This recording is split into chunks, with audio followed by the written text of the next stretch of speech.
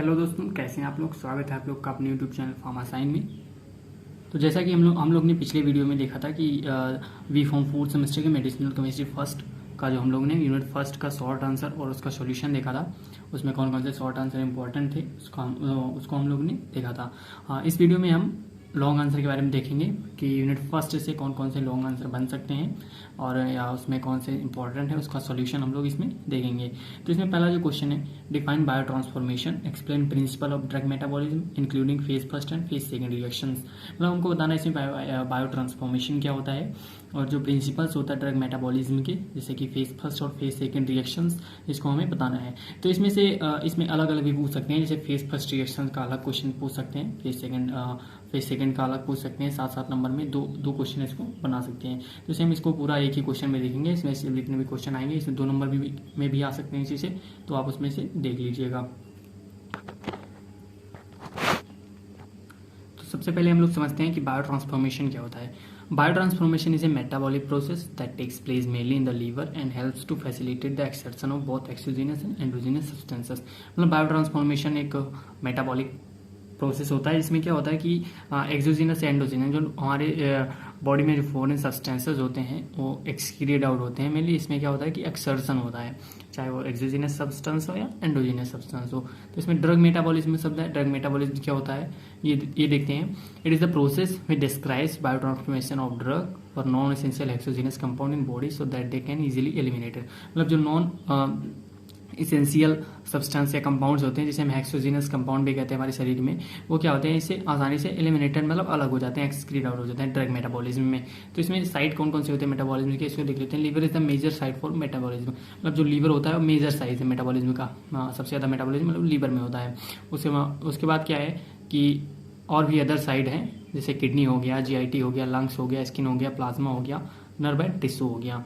तो लीवर क्यों major sources देखते हैं। Liver contain many enzymes required for metabolism of drug and foreign compound xenobiotics. मतलब liver में क्या होता है कि बहुत सारे एंजाइम्स पाए जाते हैं जो मेटाबॉलिज्म के लिए रिक्वायर्ड होते हैं। तो इसमें देखते हैं जीनोबायोटिक्स क्या है। जीनोबायोटिक्स सब्सटेंस फॉरेन टू बॉडी, मतलब जो फॉरेन सब्सटेंसेस होते हैं हमारी बॉडी में, उसे हम जीनोबायोटिक्स कहते हैं। तो अब इसमें ड्रग मेटाबॉलिज्म हम लोगों ने बायो ट्रांसफॉर्मेशन देख लिया, ड्रग मेटाबॉलिज्म देख लिया। इसमें देखते हैं कि इसमें का पाथवे कौन कौन सा है। ड्रग मेटाबॉलिज्म पाथवे, तो the pathway for xenobiotics that have divided into 2 categories, phase first reactions and phase second reaction. Phase first reactions को हम बायो ट्रांसफॉर्मेशन रिएक्शंस भी कहते हैं एंड फेज सेकंड रिएक्शन को कॉन्जुगेशन रिएक्शन कहते हैं। तो इसमें सबसे पहले हम देखते हैं फेज फर्स्ट रिएक्शन। तो फेज फर्स्ट रिएक्शन को हम लोग नॉन सिंथेटिक रिएक्शंस भी कहते हैं और फंक्शनलाइजेशन रिएक्शन भी कहते हैं। इसमें क्या होता है कि फंक्शनल ग्रुप जनरेट होता है। इसमें मेटाबोलाइट एक्टिव और इनएक्टिव मतलब हो सकते हैं। फेज फर्स्ट रिएक्शंस में कौन कौन से रिएक्शंस आते हैं, जैसे ऑक्सीडेशन हो गया, रिडक्शन हो गया, हाइड्रोलिसिस हो गया, सिस्लाइजेशन हो गया, डिसिस्लाइजेशन हो गया। तो सबसे पहले हम लोग इसमें देखते हैं ऑक्सीडेशन। ऑक्सीडेशन क्या होता है, एडिशन ऑफ ऑक्सीजन या नेगेटिवली चार्ज आयन, मतलब जो इसमें होता है ऑक्सीजन का एडिशन होता है या नेगेटिव चार्ज आयन होते हैं उसका एडिशन होता है, और हाइड्रोजन का रिमूवल होता है। हाइड्रोजन का रिमूवल होता है, जो पॉजिटिवली चार्ज रेडिकल है उनका रिमूवल होता है। तो इसमें हम समझ सकते हैं ऑक्सीडेशन क्या होता है। Oxidation is the main process of metabolism, एक मेन मुख्य प्रोसेस होता है मेटाबॉलिज्म का।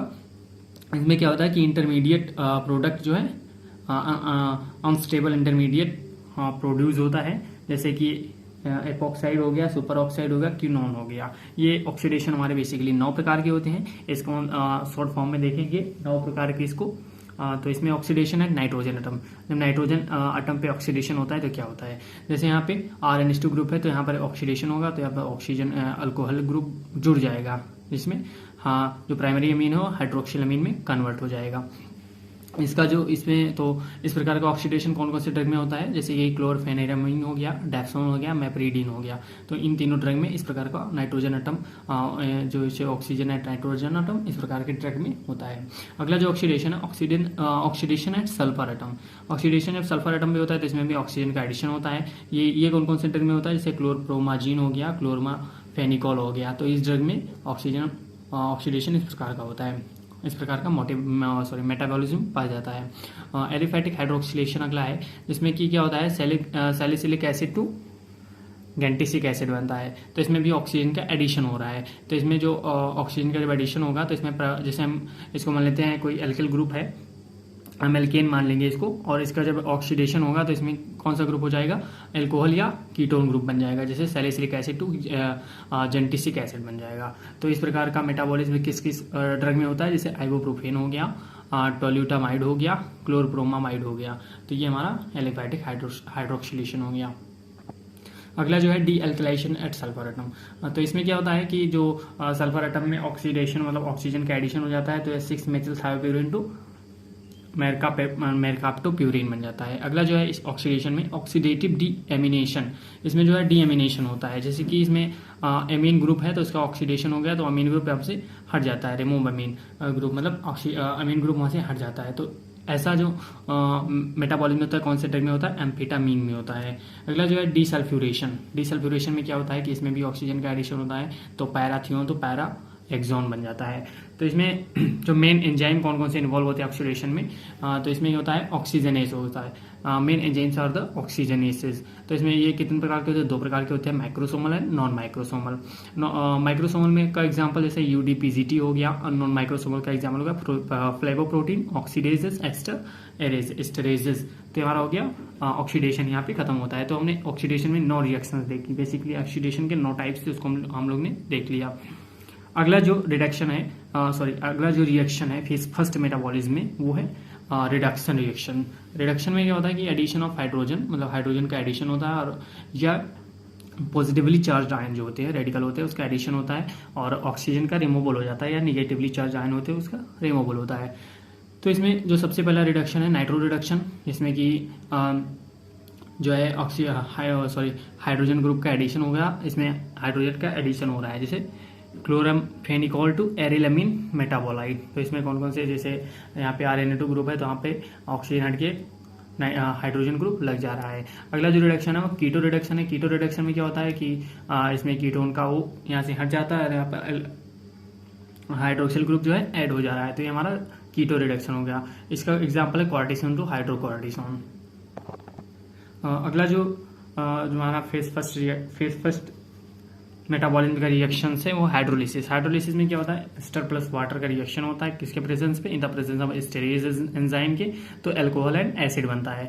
तो इसमें microsomal hydrolysis and non microsomal hydrolysis. Microsomal hydrolysis का एग्जांपल है pethidine to meperidinic acid, and non microsomal hydrolysis का एग्जांपल है एट्रोपिन टू ट्रोपिक एसिड। तो हमारा यहाँ अगला जो रिएक्शन है इसमें फेज फर्स्ट में वो साइक्लाइजेशन। साइक्लाइजेशन में क्या होता है कि formation of ring structure from a straight chain compound, मतलब इसमें रिंग का फॉर्मेशन होता है, जैसे इसमें ब्यूटेन टू साइक्लोब्यूटेन हो गया, पेंटेन टू साइक्लोपेंटेन हो गया। इसका एग्जांपल जो है प्रोग्युआनिल इसका एग्जांपल है। अगला है डी साइक्लाइजेशन। तो साइक्लाइजेशन का उल्टा डीसाइक्लाइजेशन होता है। इसमें क्या होता है, रिंग स्ट्रक्चर ओपन, जो इसमें रिंग स्ट्रक्चर इसमें फॉर्मेशन होता है, इसमें जो है उसका ओपनिंग हो जाती है रिंग स्ट्रक्चर का, जैसे cyclobutane to butane and cyclopentane to pentane. तो हमारा फेज फर्स्ट रिएक्शन यहाँ पे समाप्त होता है। तो इसमें फेज फर्स्ट रिएक्शन के बाद हमारा आता है फेज सेकंड रिएक्शन। तो फेज सेकंड रिएक्शन कब होता है, जब हम कोई ड्रग लेते हैं तो उसका जो थेरापेटिक एजेंट होता है वो जब वो हमारे बॉडी में जब मेटाबोलाइट होता है या हमारी बॉडी में जब घुलता है, तो उसमें जो थेरापेटिक एजेंट होता है वो हमारे बॉडी में मिल करके उसका क्या करते हैं, फार्माकोलॉजिकल एक्शंस हो करते हैं, और जिसमें बाकी एडिटिव्स मिले होते हैं, फॉरेन पार्टिकल्स मिले होते हैं, वो हमारे बॉडी से एक्सक्रीट आउट हो जाते हैं। तो जो आसानी से एक्सक्रीट आउट हो जाते हैं फेज फर्स्ट रिएक्शंस में जाते हैं, और जो फेज फर्स्ट रिएक्शन से नहीं पास हो पाते हैं, ये जैसे उनका नेचर लाइपोफिलिक हो गया या उनका कुछ भी मतलब किसी भी कारण से वो आसानी से पास नहीं हो पाते हैं, एक्सक्रीट आउट नहीं हो पाते हैं, तो हमारे आते हैं फेज सेकंड रिएक्शंस में। फेज सेकंड रिएक्शंस में क्या होता है कि इसमें इंडिजिनस रेडिकल जो होता है वो कॉन्जुगेटेड फॉर्म में हो जाता है। इसमें मेटाबोलाइट जो होता है इनएक्टिव फॉर्म में होता है ज़्यादातर यूजुअली, और इसमें क्या होता है कि covalent bond formation between functional group of drug and endogenous substrate, मतलब इसमें कोवैलेंट बॉन्ड का फॉर्मेशन होता है। तो एंडोजिनस का एग्जांपल जैसे ग्लूकोरोनिक एसिड हो गया, अमीनो एसिड हो गया, सल्फेट हो गया, एसीटेट हो गया, और ग्लूटियोन हो गया। इसमें रिप्रेजेंट टर्मिनल इनएक्टिवेशन होता है, जिसे हम कहते हैं ट्रू डिटॉक्सिफिकेशन। तो इसमें क्या होता है कि जब कोई ड्रग किसी कॉन्जुगेशन के साथ बाइंड करती हैं, किसी कॉन्जुगेट्स के साथ किसी अनदर कंजुगेट्स के साथ बाइंड करती हैं, तो इसमें क्या होता है कि इसके हाइड्रोफिलिक जो नेचर है वो इंक्रीज होता है, वो आयोनाइज हो जाती है, उसका मॉलिकुलर वेट इंक्रीज हो जाता है और इनएक्टिव हो जाती हैं। और ये कहाँ पे जो एक्सक्रीड होती हैं, एक्सक्रीड आउट होती है किसमें, यूरिन के थ्रू या बाइल के थ्रू। तो इसमें फेज सेकंड रिएक्शंस में क्या होता है कि एनर्जी की हमें आवश्यकता होती है और ये 7 टाइप की रिएक्शंस इसमें पाई जाती हैं। तो पहला रिएक्शन जो इसमें है कॉन्जुगेशन विद ग्लूकुरोनिक एसिड। इसमें क्या होता है कि यूडीपी ग्लूकुरोनिक ट्रांसफेरेज, जो इसमें एंजाइम यूज होता है वो यूडीपी ग्लूकोनोरिल ट्रांसफेरेज होता है, conjugate with hydroxyl group and carboxyl group glucuronic acid derive from glucose. तो इसमें जो कंजुगेशन होता है किसके साथ बनता है, हाइड्रोक्सिल ग्रुप और कार्बोक्सिलिक ग्रुप के साथ। जैसे इसमें ड्रग प्लस यूडीपीजी हो गया, तो इसमें जो एंजाइम होगा माइक्रोसोमल ग्लाइको ग्लूकुरोमिल ट्रांसफरेज, तो इससे क्या बनेगा, ड्रग ग्लूकोज प्लस यूडीपी का फॉर्मेशन होगा। तो कौन कौन से ड्रग में इस प्रकार के मेटाबॉलिज्म पाया जाता है, जैसे एस्पिरिन हो गया, पैरासीटामोल हो गया, पावा हो गया, मेट्रोनिडाजोल हो गया, मॉर्फिन हो गया, डायजापाम हो गया। अगला रिएक्शन जिसमें फेज सेकेंड रिएक्शंस में है वो एसिटाइलेशन हो गया। एसिटाइलेशन में क्या होता है कि ड्रग्स विद अमीनो और हाइड्रोजीन ग्रुप्स, इसमें ड्रग जो है अमीनो या हाइड्रोजाइन ग्रुप के साथ बाइंड होता है, जैसे सल्फोनामाइड एग्जांपल हो गया ड्रग, जैसे डेप्सोन हो गया। तो इसमें एसिटाइल ग्रुप अटैच हो जाता है एसिटाइल ट्रांसफरेज या एसिटिल कोएंजाइम के प्रेजेंस में। तो अमीन से क्या हो जाता है, एसिटिल अमीन बन जाता है। इसका एग्जांपल जो जैसे एसिटाइलेशन क्या होता है, रैपिड हो सकता है या स्लो हो सकता है, तो हमारा एसिटाइलेशन यहाँ पे हो जाता है। अगला जो रिएक्शन है कॉन्जुगेशन विद सल्फेट। इसमें क्या होता है कि ड्रग ग्रुप्स, जैसे ड्रग कौन से ग्रुप से बाइंड करता है, अमीनो ग्रुप से या हाइड्रोक्सिल ग्रुप से बाइंड करता है। तो साइटोप्लाज्मिक एंजाइम इसमें जो होता है वो साल्फोट्रांसफरेज या साल्फोकाइनेज होता है। तो इसमें जैसे ड्रग कौन से एग्जाम्पल ड्रग है, जैसे मेथिल हो गया, डोपा हो गया, स्टेरॉइड्स हो गया, क्लोरमापेनिकॉल हो गया, वारफेरिन हो गया। अगला जो रिएक्शन है कंजुगेशन विद ग्लाइसिन। इसमें क्या होता है, इसमें होता है कि ड्रग जो इसमें ड्रग ग्रुप्स होते हैं कार्बोक्सिलिक एसिड होते हैं, मतलब जो ड्रग अटैच होता है किसके साथ अटैच होता है, कार्बोक्सिलिक एसिड के साथ अटैच होता है। तो इसका एग्जांपल हो गया सैलिसिलिक एसिड हो गया, बेंजोइक एसिड। तो अगला जो रिएक्शन है इसमें कंजुगेशन विद ग्लूटाथियोन। ग्लूटाथियोन से क्या होता है कि इसमें जो ड्रग ग्रुप्स पाए जाते हैं, एपॉक्साइड होता है, कीनोन होता है, इसमें प्रेजेंट होते हैं, और toxic metabolism of paracetamol and ethacrynic acid. तो इसमें साइटोप्लाज्मिक एंजाइम जो होता है वो ग्लूटाथियोन होता है, यस ट्रांसफेरेजेस होता है। अगला जो रिएक्शन है इसमें मेथाइलेशन होता है। मेथाइलेशन में क्या होता है कि ड्रग किसके साथ बाइंड होता है, अमीनो एंड फिनॉल ग्रुप के साथ बाइंड होता है। इसमें जो होता है इसका एग्जांपल हो गया हिस्टामिन हो गया, एड्रेनालिन हो गया, निकोटिनिक एसिड हो गया, डोपामाइन हो गया, मेथिल डोपा हो गया, एक कैप्टोपेरिल हो गया। इसमें जो एंजाइम इन्वॉल्व होता है वो क्या होता है, मेथिल ट्रांसफेरेज एंजाइम होता है, और जिसमें एंडोजीनस सब्सटेंसेस होते हैं वो सिस्टीन एंड मेथियोनिन होते हैं। अगला जो इसमें रिएक्शन है वो राइबोन्यूक्लियोटाइड सिंथेसिस है। इसमें क्या होगा कि action of purine and pyrimidine anti metabolites. इसका एग्जांपल जो है ईमारकैप्टो प्यूरिन्स है। तो यूनिट फर्स्ट में जो अगला क्वेश्चन बन सकता है वो बन सकता है कि बायोआइसोटेरिज्म क्या है, व्हाट इज बायोआइसोटेरिज्म, इसके टाइप्स क्या क्या है, इसका इंपॉर्टेंस क्या है, और जियोमेट्रिकल और ऑप्टिकल आइसोमेरिज्म क्या है। तो इससे 2 नंबर के क्वेश्चन भी आ सकते हैं, 7 नंबर के भी आ सकते हैं, और 10 नंबर के क्वेश्चन भी आ सकते हैं। तो इसको हमने तीनों को इसमें मतलब एक ही में हमने डिस्क्राइब किया। इसमें आप अलग अलग नंबर से अलग अलग टाइप के क्वेश्चन इसमें से आ सकते हैं।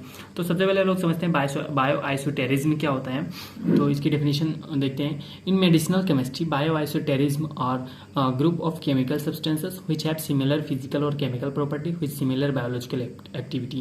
मतलब कि जो मेडिसिनल केमिस्ट्री में बायोआइसोटेरिज्म क्या होता है कि एक ग्रुप होता है, केमिकल सब्सटेंसेस का ग्रुप होता है जिसकी जो फिजिकल और केमिकल प्रॉपर्टी होती है वो सेम होती है, लगभग बराबर होती है, और उसका बायोलॉजिकल एक्टिविटी भी सेम होती है। जैसे कार्बन डाइऑक्साइड हो गया, नाइट्रस ऑक्साइड हो गया, कार्बन मोनोऑक्साइड हो गया, नाइट्रोजन N2 हो गया। तो इसमें जो फ्रीडम साहब थे उन्होंने क्या किया, उन्होंने डेफिनेशन बनाई इसकी बायोआइसोटेरिज्म की। उन्होंने क्या कहा, the phenomena by which compound usually fit with similar functional group isostere and possess the same type of biological action. मतलब जो एक फिनोमिना होता है जिससे कंपाउंड क्या होता है कि किसी भी फंक्शनल ग्रुप के साथ फिट हो जाता है, उसमें से सिमिलर फंक्शनल ग्रुप के साथ, आइसोटोप के साथ, और उसमें जो सेम बायोलॉजिकल एक्टिविटी शो करता है, तो उसे क्या कहते हैं कि बायोआइसोटेरिज्म कहते हैं। रिप्लेसमेंट में इंक्रीज बायोलॉजिकल एक्टिविटी और समटाइम डिक्रीज बायोलॉजिकल एक्टिविटी, मतलब हम उसमें से कंपाउंड का रिप्लेसमेंट करते हैं तो कभी कभी बायोलॉजिकल एक्टिविटी बढ़ जाती है और कभी कभी इसमें से घट भी जाती है। तो इसमें देखते हैं अगला जो है टाइप्स ऑफ बायोआइसोटेरिज्म। टाइप्स कौन कौन से होते हैं बायोआइसोटेरिज्म के? There are 2 types of bioisosterism. पहला है क्लासिकल बायोआइसोटेरिज्म एंड दूसरा क्या है? Non classical bioisosterism. तो इसको हम लोग देखते हैं क्या होता है।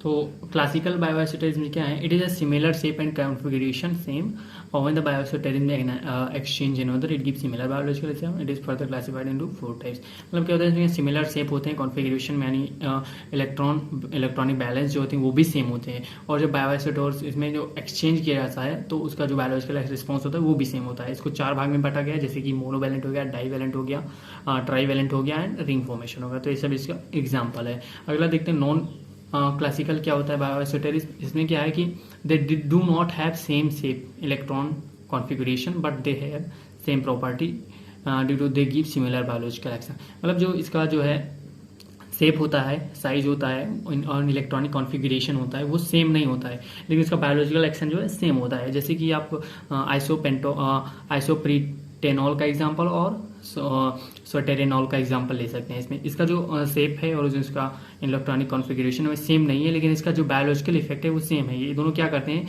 कि दोनों का एक ही काम है, ये ब्रोंकोडाइलेशन अस्थमा में इसका यूज किया जाता है। हाईली एक्टिव कंपाउंड होते हैं ये दोनों, स्टेरेनॉल एंड आइसोप्रीटेनॉल। तो ये हमारा हो गया नॉन क्लासिकल बायोआइसोटेरिज्म। इसका इंपॉर्टेंस देख लेते हैं क्या क्या है। Bioisosterism are broadly used in the pharmaceutical science. It is used to reduce toxicity, मतलब टॉक्सिसिटी को रिड्यूस करता है, बायो अवेलेबिलिटी को चेंज करता है, और ये ड्रग डिजाइन में भी महत्वपूर्ण भूमिका निभाता है, जैसे कि एक्सचेंजिंग और and enhance the biological activity में ये बायोलॉजिकल एक्टिविटी को भी बढ़ाता है। तो हमारा इंपॉर्टेंस हो गया, 2-3 इंपॉर्टेंस हो गए इसके। तो इसमें जो हमने बायो आइसोटेरिज्म देख लिया। अब हम लोग देखते हैं ऑप्टिकल एंड जियोमेट्रिकल आइसोमेरिज्म क्या होते हैं। ऑप्टिकल आइसोमेरिज्म क्या है? Those molecule which have same molecular structure, formula and property but they differ in the this behaviour towards light. मतलब क्या है कि इसमें जो मॉलिकुलर फॉर्मूला था वो सेम होता है, मॉलिकुलर स्ट्रक्चर होता है वो सेम होता है, उसकी प्रॉपर्टी भी सेम होती है, लेकिन उसका जो बिहेवियर होता है वो अलग अलग होता है। तो इसे हम कहते हैं ऑप्टिकल आइसोमेरिज्म। जो लाइट के सामने जो उसका बिहेवियर होता है वो अलग अलग होता है। जैसे कि आप 2 आदमी को देखते हो कि जुड़वा, या फिर आपने जुड़वा 2 मूवी देखी होगी, तो उसमें जो रहता है, हीरो रहता है, उसमें उसका जो दोनों का सेम प्रॉपर्टी होता है। जुड़वा होते हैं ना, देखते हैं कि उसका जो स्ट्रक्चर है, साइज, ये सब सेम होता है, बस उसका बिहेवियर अलग होता है। तो इसे हम ऑप्टिकल आइसोमेरिज्म कह सकते हैं। तो those molecule which have rotate plane polarised is known as the optically active compound. मतलब जो प्लेन पोलराइज्ड को रोटेट कर सकते हैं उसे हम ऑप्टिकली एक्टिव कंपाउंड कहते हैं। वो क्या करते हैं? They contain chiral carbon for different groups and atoms. Chiral carbon किसे कहते हैं? जिसके चारों तरफ जो है डिफरेंट ग्रुप लगे हों उसे हम कायरल कार्बन कहते हैं। जैसे लैक्टिक एसिड इसका एग्जांपल है। तो जो ड्रग लाइट के सामने क्या होता है, क्लॉकवाइज रोटेट होते हैं उसे डेक्स्ट्रो रोटेटरी कहते हैं, और जो एंटी क्लॉकवाइज रोटेट होते हैं उसे लीवो रोटेटरी कहते हैं। तो डेक्स्ट्रो रोटेटरी को हम प्लस साइन से डिनोट करते हैं, और जो लीवो रोटेटरी है इसको माइनस साइन से डिनोट करते हैं। तो इसका रोल क्या बायोलॉजिकल सिस्टम में उसे देख लेते हैं। वेरियस एग्जाम्पल यानी drug are both an isomer have different biological activity. जैसे लीवो एड्रीनलिन क्या होता है? मोर एक्टिव होता है किसके कंपेरिजन में? डेक्स्ट्रो एड्रीनलिन के in same areas and an enantiomer is active while the another isomer is toxic form। जैसे क्या हो गया? डेपिनीसाइक्लेनामीन जो हो गया मोर एक्टिव देन हो गया लीबोपेनिसिलिया एनामीन में। जैसे इसका कि उसका हाईली टॉक्सिक कंपाउंड जो है लीबोपेनिसिलियानामीन, जो हाईली टॉक्सिक कंपाउंड है।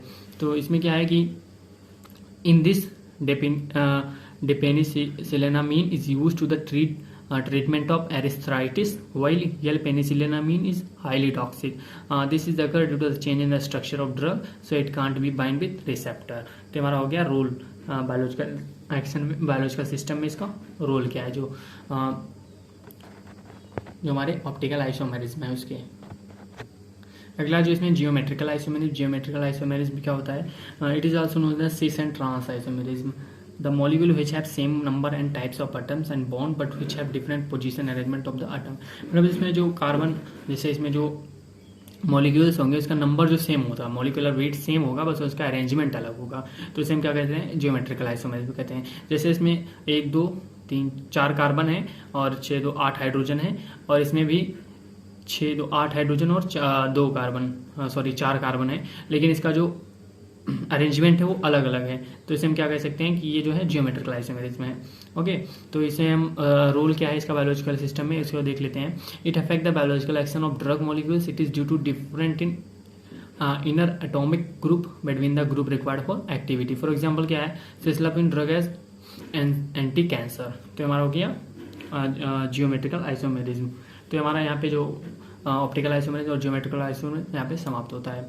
तो ये हमारा यूनिट फर्स्ट का जो इंपॉर्टेंट क्वेश्चन थे हमारे तरफ से, जैसे कि 2 नंबर के हम पहले वीडियो में बता चुके थे, उसका लिंक भी डिस्क्रिप्शन बॉक्स में दिया गया है।